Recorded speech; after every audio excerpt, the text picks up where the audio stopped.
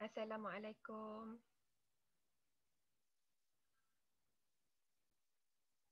So, hari ini kita akan belajar standard kandungan 2.3 organ utama fotosintesis. Ya, untuk pengetahuan kamu, kamu pun dah tahu sebenarnya apa dia organ utama fotosintesis, iaitu kloroplas, kan? Komponen yang berada di dalam banyak di dalam mesofil palisad, sel mesofil palisad. So, hari ini kamu perlu tahu apakah komponen di dalam struktur kloroplas. Ia terdiri daripada granum, tilakoid dan juga stroma. Dan kamu perlu tahu bagaimana nak menghubung kait tindak balas bersandarkan cahaya dan tindak balas tidak bersandarkan cahaya di dalam proses fotosintesis. Okey, yang ketiga, kamu perlu pandai menulis persamaan kimia bagi mewakili proses fotosintesis. Dan yang keempat, membanding bezakan antara tindak balas bersandarkan cahaya dan tindak balas tidak bersandarkan cahaya dalam fotosintesis.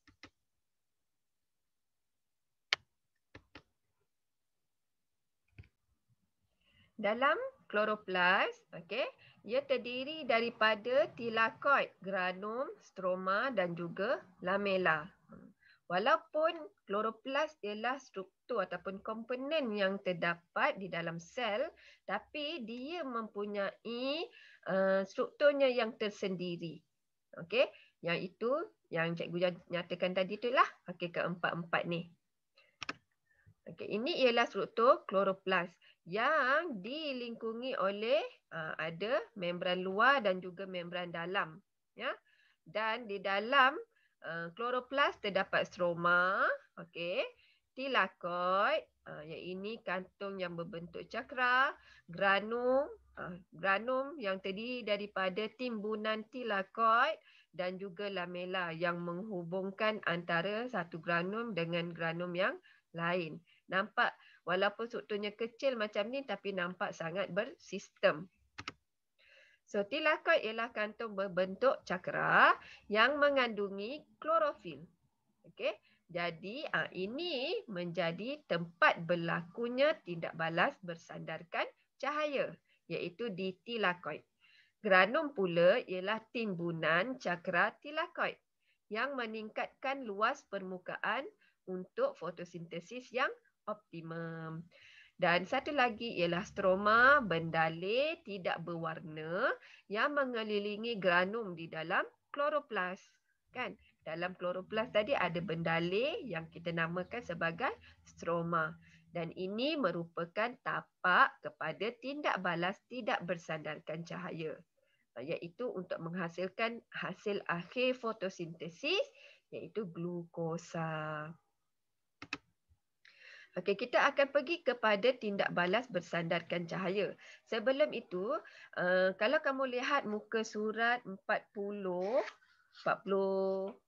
ya, dengan 42 hingga 40 hingga 41, itu tentang sejarah bagaimana penemuan fotosintesis dan juga penyesuaian struktur daun. Yang tu cikgu dah tak nak bincang sebab cikgu dah bincang detail dalam slide yang sebelum ni tentang ciri penyesuaian daun untuk tindak balas. Ya. So, boleh tengok semula, boleh baca sendiri. Okey, untuk tindak balas yang bersandarkan cahaya, jika kita lihat, inilah gambaran yang cikgu buat untuk memberi kefahaman kepada kamu. Okey, tindak balas bersandarkan cahaya berlaku di tilakoid. Ini ialah tilakoid. Okey, ini ialah tilakoid. So, apa yang berlaku di dalam tilakoid? Tilakoid ini ada pigmen. Ya, pigmen. Contohnya cikgu namakan ni PS2 dengan PS1 ni. Pigmen ini akan menyerap tenaga cahaya daripada matahari. So, apabila tenaga cahaya diserap, tenaga cahaya ini akan mengujakan elektron. Okey, dalam ni ada elektron. Okey, mengujakan elektron dalam pigmen klorofil ke aras yang lebih tinggi. So, apabila dia macam teruja, maka dia akan bergerak. Okey? So, elektron yang teruja daripada klorofil tadi akan melalui satu siri pengangkut elektron. Okey? Gambarannya macam ni lah. Elektron ini teruja, so dia akan bergerak ke tapak pigmen yang lain. Okey? So, apabila dia bergerak, tenaga daripada elektron tadi, okey, dia mempunyai tenaga kan waktu dia bergerak itu akan digunakan untuk menghasilkan ATP. So, sewaktu pergerakan dalam siri pergerakan elektron ini, ADP akan ditukarkan kepada ATP. Ya. Okey, kemudian elektron ini akhirnya akan diterima oleh penerima elektron yang terakhir. Contohnya kat sini PS1 ni, okey, iaitu NADP plus. Okey, NADP plus ini akan menerima elektron dan akan bergabung dengan H plus. Okey, ion H plus. Kat mana dapat ion H plus tu nanti cikgu terangkan. So, akan membentuk NADPH. So, apa dia NADP plus ini? NADP plus ni kalau nama panjangnya ialah nikotinamida adenina dinukleotida fosfat. Okey, iaitu sejenis koenzim yang terdapat di dalam sel yang digunakan sebagai pembawa hidrogen. Okey, so ingat dia NADP plus ini adalah pembawa hidrogen. Jadi dia akan mengikat dengan ion hidrogen untuk membentuk NADPH. Okey. So ingat tadi NADP plus akan menerima satu elektron dan berikat dengan ion H plus untuk membentuk NADPH. Okey. Dan pigmen molekul klorofil tadi akan kehilangan elektron, betul tak? Jadi dia nak menggantikan elektron tadi, dia akan tarik elektron daripada air melalui fotolisis air, okey, untuk kembali stabil. Ya. Okey, fotolisis air ini ialah proses penguraian H2O ni. Ya. Yang iaitu bila H2O akan terurai, dia akan membentuk dua lah, iaitu ion H plus dan juga ion hidroksida. Okey, iaitu OH minus. Ya. Dengan kehadiran tenaga cahaya dan juga klorofil. Ya. Okay, jadi ion hidroksida akan membebaskan elektron. That's why lah pigmen tadi akan dapat elektron.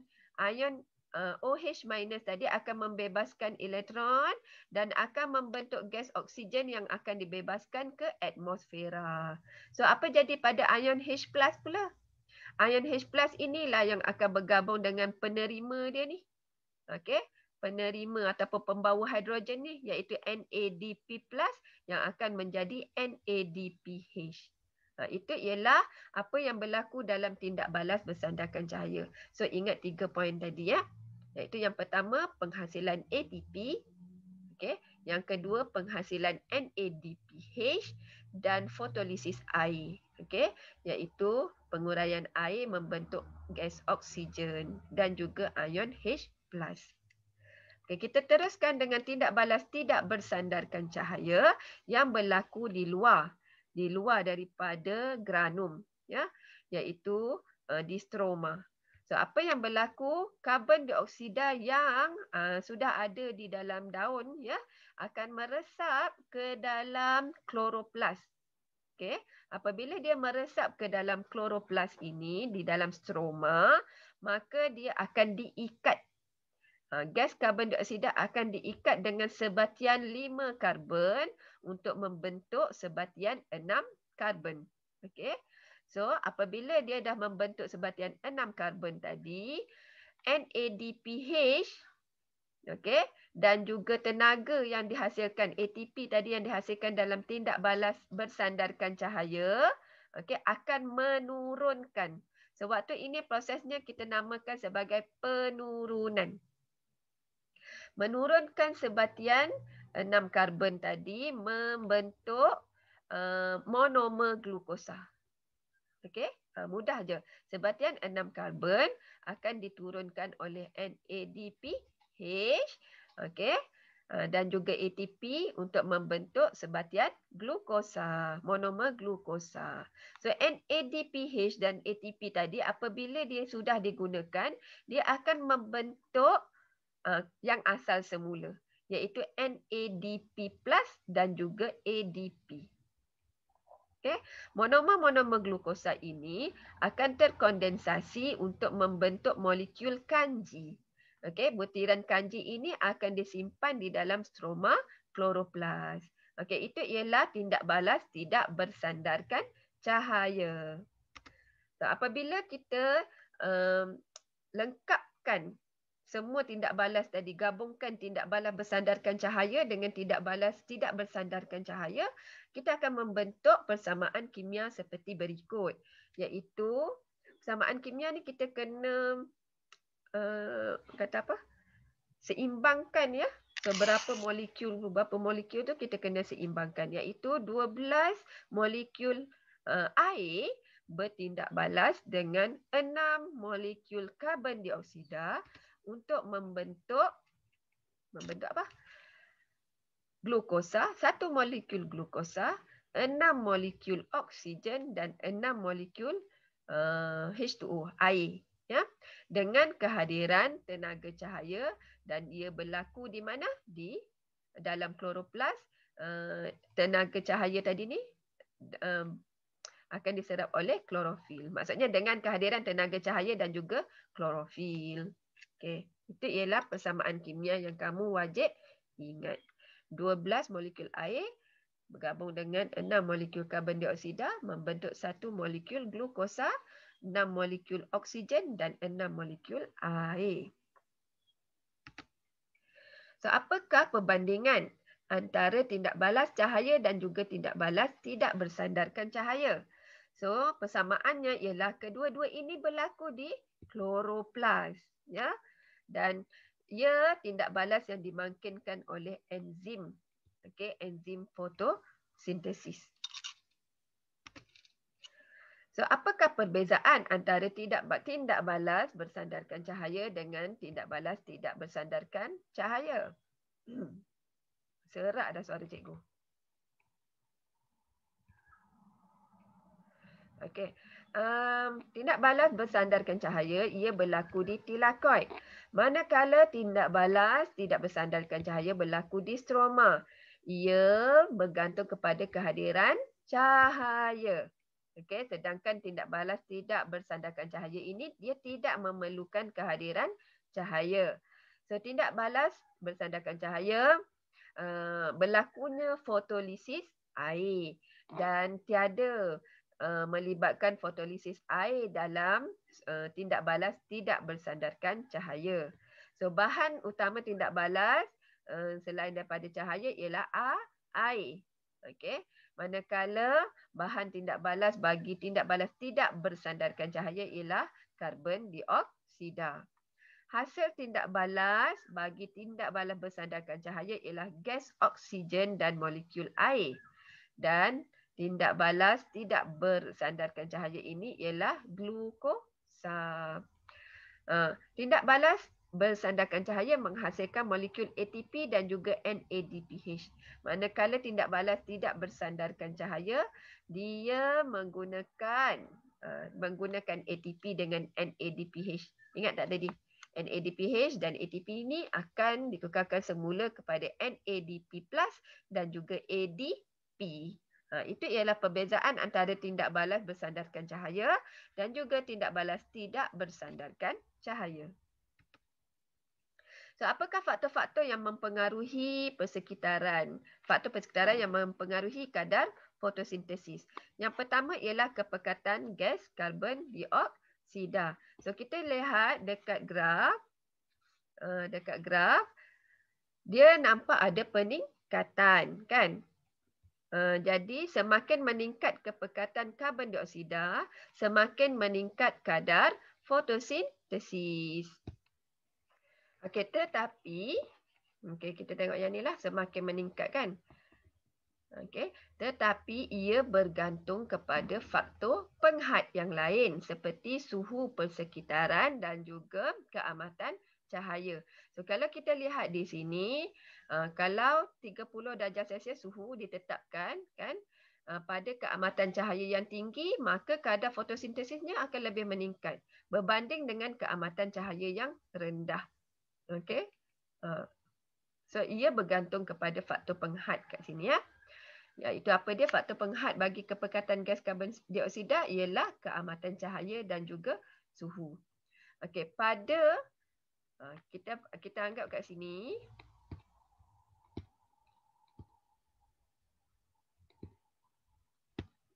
kan dia meningkat sampai kat sini, betul tak?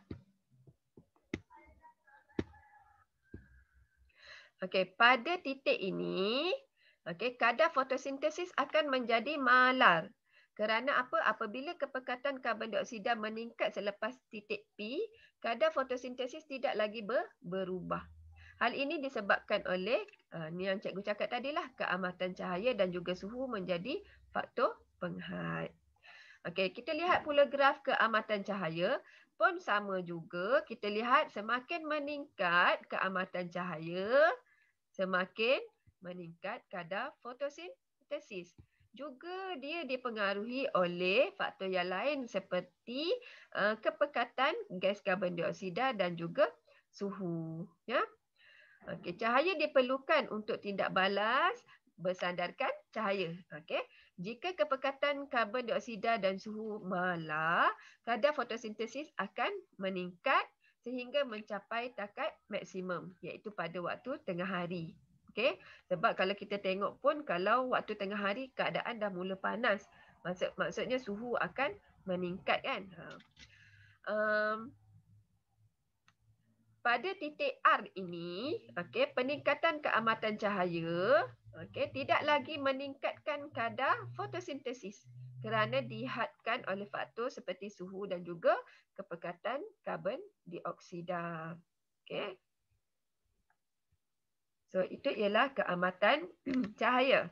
So apa pada suhu pula? Suhu lain sikit grafnya. Suhu akan meningkat kemudian menurun.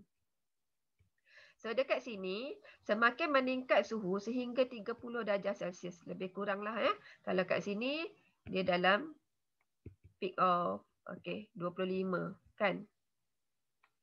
Okey, kadar fotosintesis akan meningkat. Okey, suhu yang terlalu tinggi, yang ni tinggi kat sini, 35 ke bawah ini, dia akan menyah aslikan enzim yang bertindak dalam tindak balas fotosintesis tadi. So kalau dia enzim ternyah asli, maka proses fotosintesis akan terhenti. Okey, itu faktor-faktor yang mempengaruhi kadar fotosintesis. So itu sahaja untuk hari ini. Kita akan bincang dalam kelas tentang soalan dalam modul. Okay, bye. Jumpa lagi. Assalamualaikum.